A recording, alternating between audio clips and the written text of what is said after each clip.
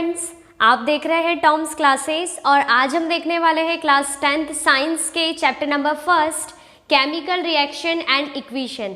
And आज का हमारा टॉपिक है what is chemical reactions. Chemical reactions क्या है, और इस चैप्टर्स में हम बहुत सारी केमिकल रिएक्शंस देखने वाले हैं, उनके टाइप्स देखने वाले हैं, हमारी डेली लाइफ से रिलेटेड कुछ एग्जाम्पल्स देखने वाले हैं। सो स्टार्ट करते हैं।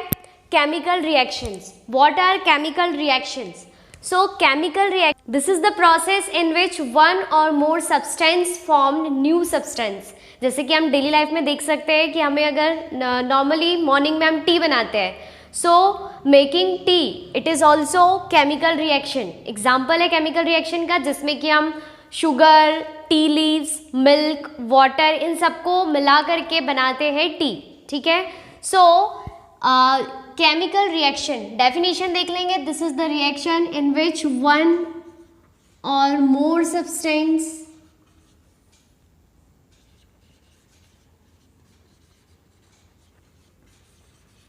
Formed new substance.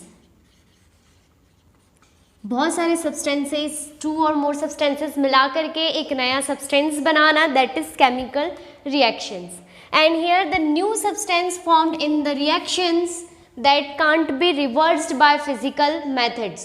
जो इसमें new substances बनते हैं केमिकल reactions में, वो new substances हम उसे reverse नहीं कर सकते by physical methods। Physical methods like magnetization, distillation, evaporation and centrifugation, ये सारी हमारी फिजिकल मेथड्स है जिसे हमने क्लास 9th में पढ़ा भी है।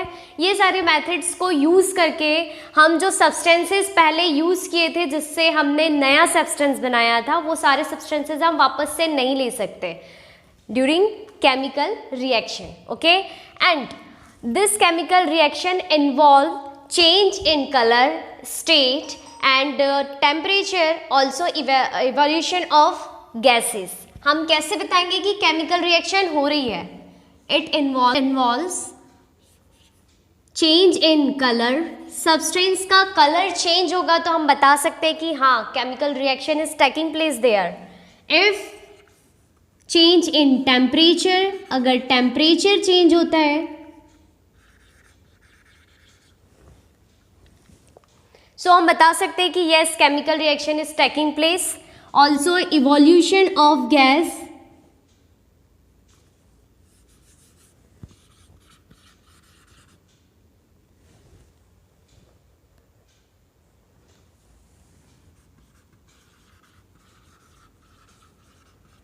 गैस अगर इवॉल्व होती है तो हम उससे भी बता सकते हैं yes chemical reaction is taking place. And also change in state, अगर चेंज होती है स्टेट सब्सटेंसेस की, उससे भी हम बता सकते हैं कि केमिकल रिएक्शन हो रही है। सो ये सारे चेंजेस हमें दिखेंगे when chemical reaction is taking place. जब केमिकल रिएक्शन होगी तो ये चेंजेस हमें देखने को मिलेंगे। Some of the examples of chemical reaction जो हम हमारी डेली लाइफ में देखते हैं, जैसे कि डाइजेशन ऑफ फूड, हम यहाँ पे देख रहे हैं examples of chemical reaction like digestion of food,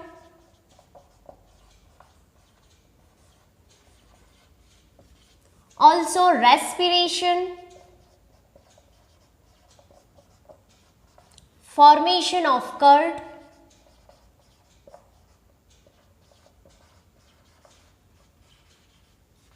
also rusting of iron। इसके अलावा भी कुछ एग्जाम्पल्स हम देखते हैं like fermentation of idli dough, dhokla dough. This is also examples of chemical reactions. So this all are the chemical reactions example जो कि हम हमारी डेली लाइफ में देखते हैं। यहाँ पर केमिकल रिएक्शन से कुछ इंपॉर्टेंट थिंग्स है हमारे पास में, like we have here reactants. What are reactants? Reactants क्या है? And also product. जैसा कि हमें पता है कि हमें कोई भी नया प्रोडक्ट बनाना है तो उसके लिए हमें कुछ रॉ मटेरियल चाहिए होगा। सो जो भी मटेरियल हम वहाँ पर यूज़ करेंगे उसे हम कहेंगे रिएक्टेंट्स, और वो रिएक्टेंट्स को मिला करके जो नया हमारा सब्सटेंस बनेगा दैट इज कॉल्ड प्रोडक्ट। ठीक है, so what are reactants? reactants who takes part in chemical reaction, जो chemical reaction में participate करते हैं, they are called reactants. And what are products? New product formed or new substance formed in chemical reaction, that is called product. And when we are taking that reactants, जैसे कि हम example ले सकते हैं for the product, हमारे पास में example है कि मेरे पास में 2 रिएक्टेंट्स है. क्या रिएक्टेंट्स है? लाइक A एंड B, ये कुछ भी हो सकता है. हम एग्जाम्पल के लिए ले रहे हैं कि मेरे पास में 2 रिएक्टेंट्स है, 2 ऐसे सब्सटेंसेज है जिसको मैं मिलाने वाली हूँ, जिसे मैं बिफोर रिएक्शन यहाँ यूज़ करने वाली हूँ, A and B. So this both are called reactants. इसे हम रिएक्टेंट्स कहेंगे. और ये जब दोनों आपस में मिलते हैं तो ये बनाते हैं एक प्रोडक्ट, और वो जो प्रोडक्ट बनेगा वो प्रोडक्ट होगा AB. ठीक है, AB, this is product formed. ठीक है, सो ये हमारा एक टाइप हो गया to represent the chemical reactions. Chemical reaction को कुछ हम इस तरीके से रिप्रेजेंट कर सकते हैं. एंड दिस, ये जो हमारे पास में तरीका है to represent the chemical reactions, that is called chemical equations. That is called chemical equations.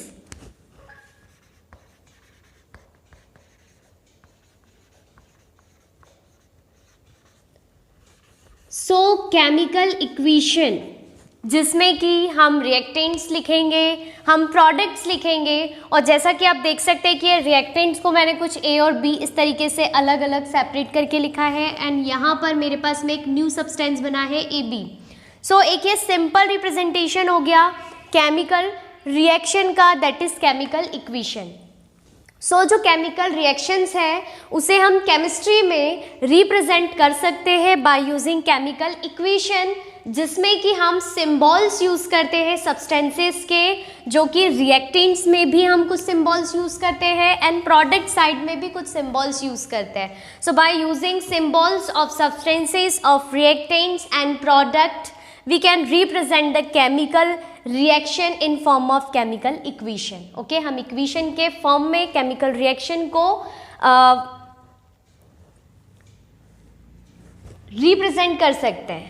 Like we have here example, एक example हम ले लेते हैं, reactants लेने वाले हैं हम. ठीक है, so while we are writing chemical equation, so keep remember that thing, जितने भी reactants हमारे होते हैं वो हम लिखते हैं लेफ्ट हैंड साइड में.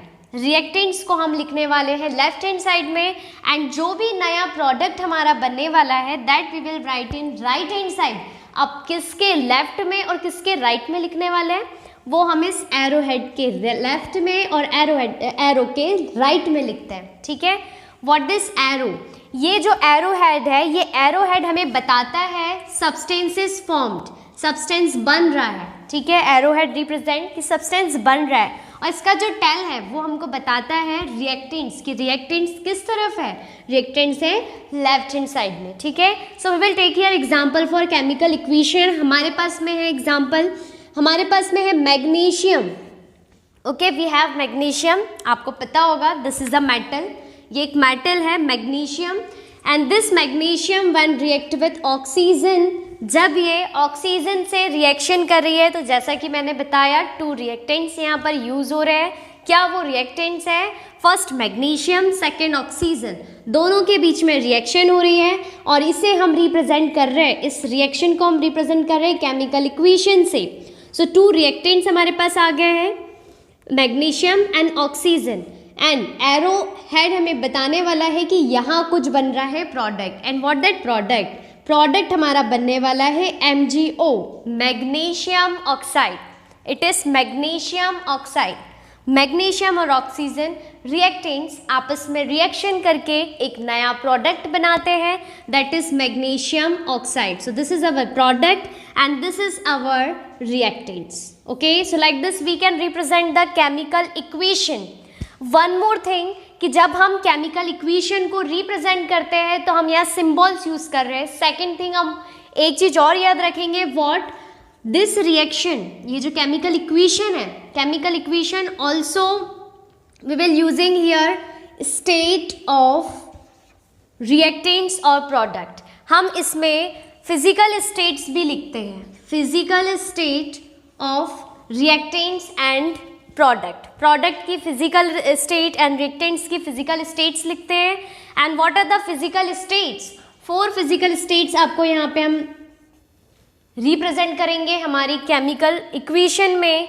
जैसे कि जो फिजिकल स्टेट है क्या क्या हो सकती है? ये हो सकती है, फर्स्ट हमारे पास हो सकती है सॉलिड, सेकेंड हमारे पास ऑल्सो हो सकती है liquid and gas, also aqueous. ठीक है, तो अगर सॉलिड हमारे पास में स्टेट है किसी सब्सटेंस की तो उसे हम ब्रैकेट में एस करके रिप्रेजेंट करते हैं और इसे हम सबस्क्रिप्ट में लिखते हैं प्रोडक्ट के और रिएक्टेंट्स के। ऐसे लिक्विड को हम एल से डिनोट करते हैं, गैसेस की स्टेट को हम जी से बताएंगे एंड एक्वस को हम ए क्यू से बताएंगे। ओके, सो ये कुछ हम रिप्रेजेंट करेंगे सबस्क्रिप्ट ऑफ द रिएक्टेंट्स और द प्रोडक्ट। लाइक हमारे पास में एग्जांपल है मैग्नीशियम ऑक्सीजन, ये आपस में मिलते हैं तो MgO बनाते हैं। तो एक चीज़ हमें पता होनी चाहिए, अभी हम इसकी क्या लिखने वाले हैं? फिजिकल स्टेट्स लिखने वाले हैं। जैसा कि मैंने बताया कि रिएक्टेंट्स के सबस्क्रिप्ट में और प्रोडक्ट के सबस्क्रिप्ट में हम उसकी फिजिकल स्टेट को शो करते हैं। सो मैग्नीशियम की फिजिकल स्टेट है सॉलिड, तो हम यहाँ पर ब्रैकेट में सॉलिड लिखने वाले हैं। ऑक्सीजन की है गैसियस स्टेट, तो हम ब्रैकेट में जी लिखने वाले हैं। एंड जो हमारा नया प्रोडक्ट बना है दैट इज मैग्नीशियम ऑक्साइड, जिसे कि हम यहाँ पे लिखने वाले हैं, इसका जो हमारा स्टेट आया है, इसका स्टेट आया है सॉलिड, तो हम यहाँ पर सॉलिड लिखने वाले हैं। ठीक है, सॉलिड लिक्विड गैस तो हमें पता है। अब यहाँ नया आ गया क्या? Aqueous. So what is aqueous? Aqueous क्या है? Aqueous, this is the solution of substance in which solvent is water. ये ऐसा सब्सटेंस, ये एक्वस क्या हो गया? एक्वस किसी भी सब्सटेंस का सॉल्यूशन हो गया जिसमें जो सॉल्यूशन में सॉल्वेंट होगा वो सॉल्वेंट हमेशा वाटर होगा। सो उसे हम कहेंगे एक्वस। एग्जाम्पल ले लेते हैं, हमारा जो कॉमन सॉल्ट होता है जो कि हमारी मम्मी सब्जी वगैरह में यूज़ करती है, हम सॉल्ट खाते हैं, दैट इज NaCl। इस सॉल्ट को आपने क्या किया? वाटर में डाल दिया, दैट इज H2O। तो यहाँ पर जो सॉल्यूशन बना, तो आप इस सॉल्यूशन में देख सकते हैं कि सॉल्वेंट क्या है? It is water. सो ये जो बना है सॉल्यूशन दैट इज एक्वस। ठीक है, इसे हम कहेंगे aqueous. Okay, NaCl aqueous. So what is aqueous? Aqueous, it is solution of substance in which solvent is water, that is called aqueous। अगर आपको मेरे वीडियोस पसंद आ रहे हैं तो please like share and subscribe, और मेरे नेक्स्ट वीडियो के नोटिफिकेशन पाने के लिए प्लीज़ हिट बेल आइकॉन।